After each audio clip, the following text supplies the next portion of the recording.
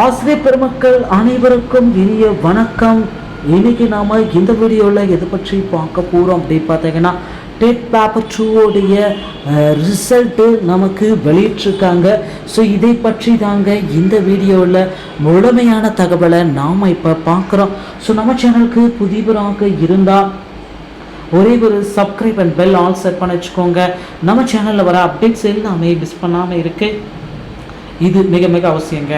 தமிழகத்தில் நீங்கள் எதிர்பார்த்த மாதிரி ஆசிரியர் தகுதி தேர்வு தாள் 2 முடிவுகளை நமக்கு வெளியிட்டிருக்காங்க. ஸோ தமிழக மக்கள் எல்லாருமே எதிர்பார்த்த மாதிரி கிட்டத்தட்ட ரொம்ப நாளாக எதிர்பார்த்துட்ருக்காங்க. ஸோ இவர்களுடைய எதிர்பார்ப்புகளை பூர்த்தி செய்யக்கூடிய விதமாக பார்த்தீங்கன்னா டெட் பேப்பர் 2 ரிசல்ட்டுங்க. ஸோ கிட்டத்தட்ட நான் ஒரு 2-3 மாதங்களாகவே பார்த்தீங்கன்னா இந்த ரிசல்ட்டுக்காக ரொம்ப மக்கள் பார்த்தீங்கன்னா வெயிட் பண்ணிகிட்டே இருந்தாங்க. ஸோ இவர்களுடைய ஃபைனலான ரிசல்ட்டுக்கான நேரத்தில் நாம் நெருங்கியாச்சு. ஸோ ரிசல்ட் பார்த்தீங்கன்னா நமக்கு வந்தாச்சு.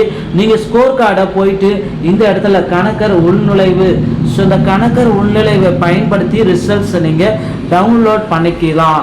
ஸோ உங்களுடைய டீட்டெயிலாக வந்துடும். நீங்கள் எவ்வளோ மதிப்பெண்கள் 83 மதிப்பெண்கள் பெற்றிருக்கீங்களா, எவ்வளவு மதிப்பெண்கள் பெற்றிருக்கீங்க அப்படின்ற தகவல்கள் அனைத்துமே உங்களுக்கு கிடைத்துவிடும். கவலையே பட வேண்டாம். ஸோ இதை பயன்படுத்தி டெட் பேப்பர் 2 ரிசல்ட்ஸை நீங்கள் பெற்றுக்கொள்ளுங்கள்.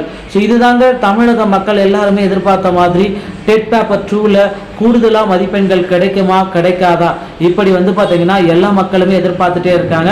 ஸோ ஒவ்வொரு மக்கள் எதிர்பார்ப்புகளை பூர்த்தி செய்யக்கூடிய விதமாக டெட் பேப்பர் 2 ரிசல்ட்ஸு நமக்கு கிடைச்சாச்சுங்க.